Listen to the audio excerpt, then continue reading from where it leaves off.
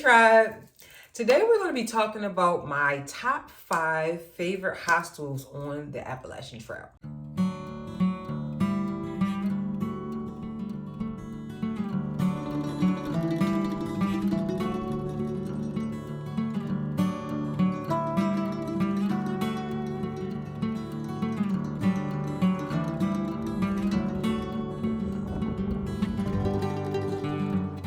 So let's start out with my favorite hostel on the entire Appalachian Trail was in Maine, and it was the Dome.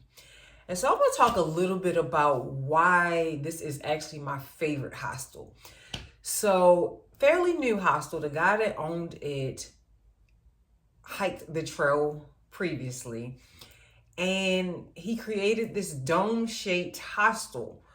Amazing. I mean, the ambiance inside, the feeling you get is just a warm feeling.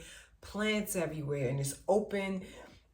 You can see outside, there's lots of land. This guy was very personable.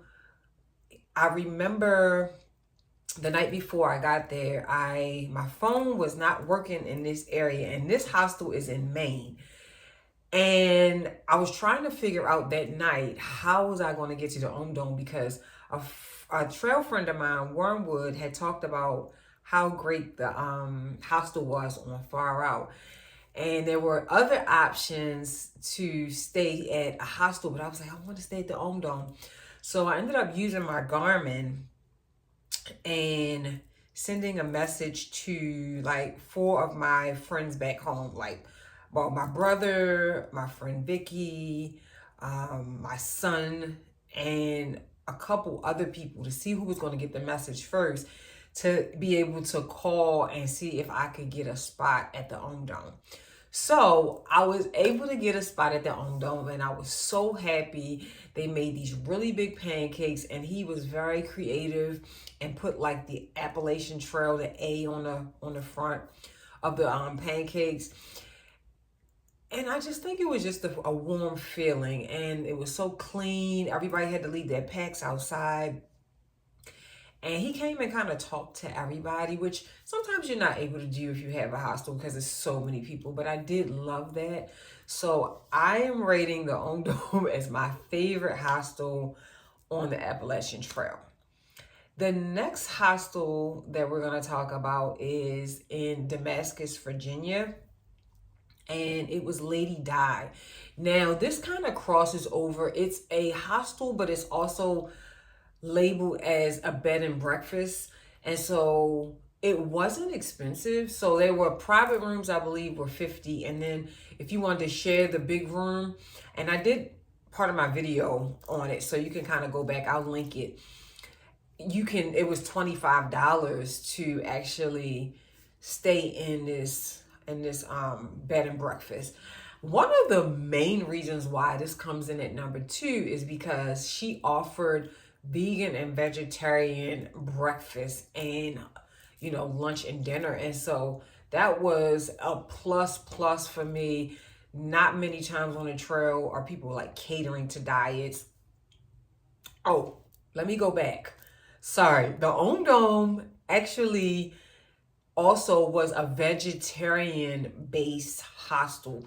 And so he didn't cook any meat at all. That is how he lived. And so that's what he brought to the actual. So that's another plus for the Dome.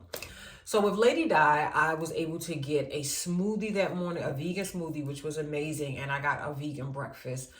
And the place was really clean. Another nice little thing that she did was she had these small bins, and she put a postcard in there you could send back to your family. She put some candies, and she put some other little treats in there. And so it was very clean, very personable. She also was a previous thru hiker, and she had a lot of people's pictures on the wall. And so it was, a very great experience for me. Number 3 is the Notch. So the Notch is in New Hampshire, and I don't know if it's a popular place. I see a whole lot of pictures from, previous years of thru hikers, but this hostel was really clean. I love that the beds had the plugs and lights. And another big plus for me was she had bikes available for you if you wanted to go into town, and that was perfect. So I got a bike. I was able to go get some shoes because I needed some new sneakers. And so I enjoyed the Notch. Also, another very specific thing to the Notch was you could get up, and she had food like pancake mix and things out, and you could just get up and kind of make those things. And she just had rules: clean your things, everything was organized. And so number 3 is the Notch. My 4th on the list is Boots Off Hostel, which you all know is in Tennessee.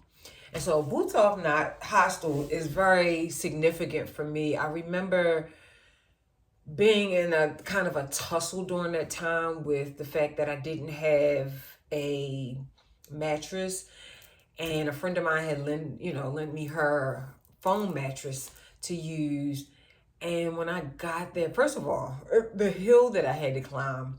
So as you're climbing the hill to get to the hostel, because it's a nice little walk off the beaten path, it's signs like you're almost there. And I remember the day walking up the hill, and a bus is passing me, and everybody's like, "Go HIgHViz's, go HIgHViz's, go." These were hikers that were already there, but they were like cheering me on. So one of the great things about Boots Off is they had shuttles that take you, places in town for you to resupply. What I did, because I was, I needed some alone time, I ended up getting the glamping tent, which was really nice because it had heat, it had a coffee maker, and it was so warm. I blasted the heat, y'all. And so that was like my luxury stay for Tennessee, and I really did need that. Outdoor shower was absolutely top tier, amazing. Now that I've done the trail, I absolutely love a nice hot outdoor shower. And so that Boots Off Hostel is actually number 4. And number 5 on my list is Shaw's. And we know that Shaw's Hiker Hostel is in Maine, right before the 100-mile wilderness. Crucial to a lot of people doing resupplies and picking up their resupplies. I did pick up 2 boxes for the 100-mile wilderness. If you're somebody that's going to be going out in 2026, just know that you also can have them in the middle of the 100-mile wilderness, bring out a box to you.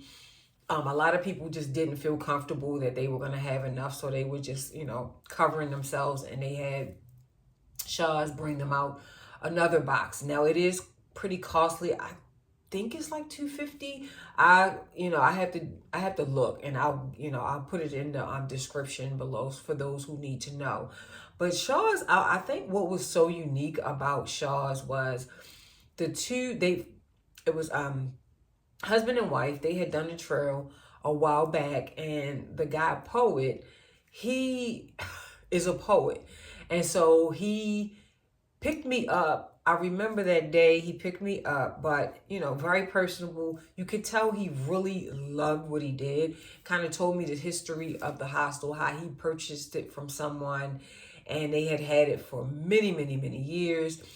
And what I love so much about him was when he dropped you off on the way, he just ran through this beautiful synopsis and story, this poetry about the trail and what you might need. And, it was just such a beautiful flow, but you could tell that was just something that it kind of just flowed off his tongue. It was so motivating, so encouraging, but it also was very real, what you're going to face and how you're going to feel and how you're going to miss, the trail and things. So I truly, truly love that part. The Shaw's Hostel, I will say another great thing about the hostel is they have a resupply on the premises. So right inside of one of their barn houses is a full deck resupply, food and any kind of gear and any trekking poles, anything you need to get you to Katahdin, they're going to have it. And so, yes, there are a few other hostels that you could choose from, but I would say go Shaw's, just so you know you have everything that you need stepping onto the trail in the 100-mile wilderness. And so those are my 5 favorite hostels on the Appalachian Trail. Tell me what your favorite hostels, maybe you've day hiked, maybe you sectioned, or maybe you're a through hiker. Tell me what your favorites are and why. Love and hike.